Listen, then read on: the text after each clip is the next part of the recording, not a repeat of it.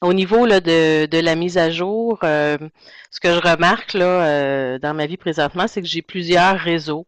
Donc, je crois que c'est important d'échanger entre enseignants et de trouver le moyen de créer des moments d'échange parce qu'il y a beaucoup de choses qui se font dans beaucoup d'écoles et des fois on se sent tout seul à faire nos petits projets, mais quand on se met à en parler et tout, ça fait des rencontres ou des échanges qui sont intéressants. Entre autres sur Twitter, je trouve que c'est un moyen très efficace pour se mettre à jour parce qu'il y a une communauté de gens qui travaillent en éducation qui sont très ouverts et qui offrent beaucoup de liens et d'idées, d'activités. Ce qui est intéressant aussi, c'est de garder des moments aussi dans ma commission scolaire.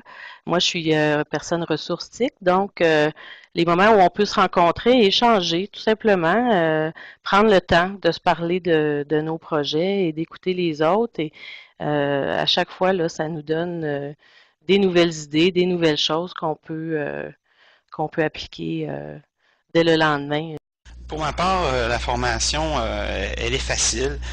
Une des premières façons de procéder, c'est tout simplement de demander conseil à mes élèves, de les élever à mon niveau, et puis de leur demander comment se débrouiller, souvent dans des aspects techniques, là. Par exemple, la mise en ligne d'une vidéo ou le montage d'une vidéo, ça c'est des choses que eux savent très bien.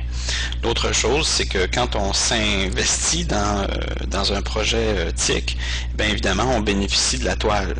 Puis, à toutes les fois qu'on avance là-dedans, on s'aperçoit que plein de portes s'ouvrent, plein de gens nous ouvrent leurs portes aussi. Puis, déjà ici dans le groupe présent, ben, on se connaît un peu via soit Twitter, nos blogs ou des forums pédagogiques. Ça fait que je pense que plus tu t'investis, plus la formation vient facilement. C'est juste dommage, il faut faire le premier pas. Mais une fois que c'est fait, tout le monde avance et c'est facile. Pour ma part, au début, c'est surtout l'école éloignée en réseau avec la salle TAC qui nous a aidé à faire l'apprentissage des réseaux ou l'apprentissage en vidéoconférence avec les forums de discussion qui nous permettaient aussi de faire les rendez-vous entre différents pays. Puis qui nous assurait aussi un support technique, puis des petites formations à distance aussi qui favorisaient les contacts. Puis ensuite, ben, c'est comme M. Dany disait, c'est de mon côté, ce sont les élèves qui m'en montrent parce que je n'ai pas d'iPod ou de iPad et compagnie. Alors, ce sont les élèves qui m'apprennent comment fonctionner avec ce genre d'outils-là. Et dans mes temps libres, par essai et erreur, avec le partage de d'autres enseignants, ben, on fait des pratiques, on se forme, on s'autodirige ensemble pour être capable de s'approprier les outils. Puis, ça va nous prendre certain du temps pour avoir accès au matériel ou être capable de bien les manipuler, mais c'est de cette façon-là qu'on se prépare. Ça prend du temps au début, mais le jeu en vaut la chandelle, puis je trouve que c'est un bon investissement. Quand j'ai commencé mon projet sur Twitter avec mes élèves, je savais que ça allait être bénéfique pour eux. Ce que je savais pas à ce moment-là, c'est à quel point ça allait l'être pour moi. Parce que ça m'a permis de trouver toute une communauté de pratiques absolument exceptionnelle, de gens dans l'enseignement, pas seulement des enseignants, des directeurs, d'anciens directeurs, des orthopédagogues, des conseillers pédagogiques, et pas seulement autour de moi, mais de partout dans le monde. Alors, ça me permet, en discutant avec eux, en lisant ce que ces personnes-là écrivent, d'avoir une vision particulièrement différente de l'éducation, de me remettre en question sur mes pratiques, tout en discutant avec eux. Alors, c'est, je pense, la meilleure. Alors, j'assure une veille informatique sur l'enseignement et l'éthique de cette façon-là, et c'est particulièrement stimulant. On trouve sur Twitter, surtout pour moi, des gens très inspirants, des gens généreux qui vont prendre le temps de nous expliquer des choses, qui vont partager leurs projets. Et ça me permet d'aller un petit peu plus loin. Je dois dire aussi qu'effectivement, mes élèves m'aident énormément parce que eux connaissent plein de choses que moi je connais pas. Ils me les apprennent, ça leur fait plaisir de devenir le spécialiste de la classe puis d'arriver à apprendre quelque chose à leur prof. C'est ça. Alors, dans les premiers moments, il faut investir du temps en dehors des heures de classe, mais plus on investit de temps, moins après ça prend de temps pour apprendre. Donc, plus on en connaît, plus ça va vite et on devient des petites éponges comme nos élèves. Alors, moi, je dirais que la formation se fait à différents niveaux, mais c'est toujours sous forme de réseautage. C'est-à-dire, tout d'abord, quand je suis devenue enseignante ressources, ben, j'ai compté sur ma conseillère pédagogique beaucoup, puis sur l'équipe d'enseignantes ressources que je rencontrais une fois par mois, et puis on échangeait par courriel et sur un site qui a été produit par notre commission scolaire. Ensuite de ça, ben, à un moment donné, je me suis sentie saturée un petit peu. Donc, je suis allée voir sur Twitter et de là, j'ai découvert plein de sites, plein de personnes, plein de pratiques pédagogiques que j'ai pu partager aux enseignantes de mon école, avec qui j'ai des rencontres 2 fois par semaine. Et on a aussi, on va sur un site qui nous permet de partager nos découvertes, nos liens, tout ça, et on y met un petit commentaire. Comme ça, les enseignantes peuvent aller consulter ce site-là et puis rapidement avoir des ressources sans avoir à faire la recherche que j'ai faite tout d'abord. Les élèves sont en effet des gens qui assurent la formation parce que quand je ne suis pas certaine en classe, au départ, quand j'ai commencé, il fallait que je sois certaine, absolument certaine avant de présenter quelque chose à mes élèves. Et maintenant, quand je l'ai exploré un petit peu, je me lance avec mes élèves parce que je le sais qu'ils vont me dépasser très rapidement.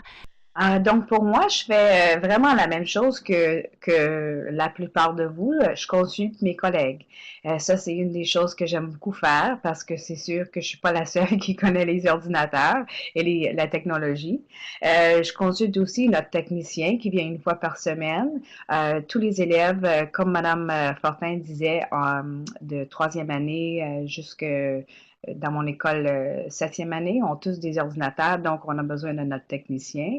Et si j'ai un problème ou une question, je peux le consulter.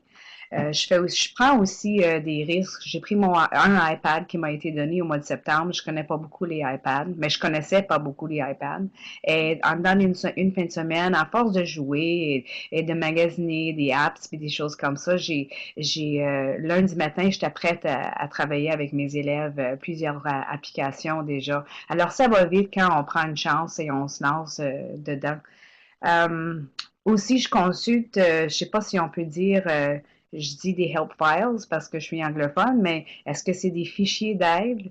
Je ne sais pas si c'est vraiment ça, mais je consulte souvent ça. Si j'ai personne à qui je peux parler, je consulte souvent ça. Mes élèves peuvent pas m'aider. Ils ont la plupart 5 et 6 ans. Alors, c'est vraiment moi la maman dans la classe. Alors, c'est moi qui ai la réponse avant de commencer la leçon. Alors, c'est ça que je fais.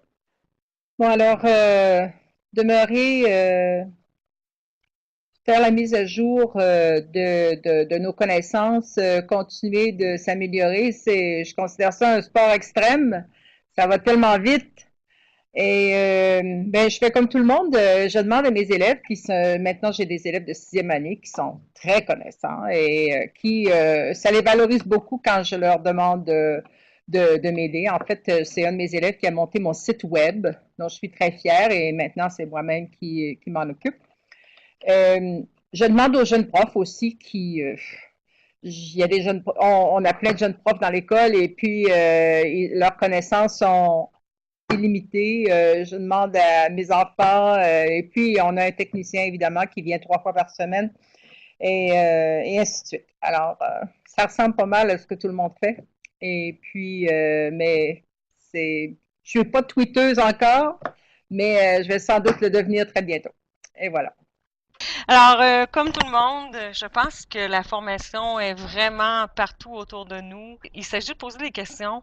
Et quand on pose des questions partout autour de nous, on apprend beaucoup. Donc, c'est mes élèves qui m'apprennent des choses, c'est mes collègues, c'est ma famille, parce que j'ai des grands ados. Donc, mes ados, ils en connaissent, ils vont vite, puis ils vont plus vite que moi. Ça peut être mon conjoint. Donc, ça peut être vraiment n'importe qui m'apprend des choses. Les techniciens à l'école, la conseillère pédagogique me donne un grand coup de main. Il ne faut pas hésiter. On oublie souvent des appeler et ils sont là pour ça. Ils sont une grande richesse. Moi, j'ai eu la chance aussi, on m'a fait confiance pour donner des formations sur le TNI et je me suis rendu compte que quand on enseigne des choses, ben, on apprend parce que c'est des adultes, c'est des autres enseignants, puis ils nous en montrent et en même temps, ben, ça nous donne confiance en nous et ça nous tient à jour. Donc, tout ça fait qu'on, finalement, ben, on tient notre formation à jour.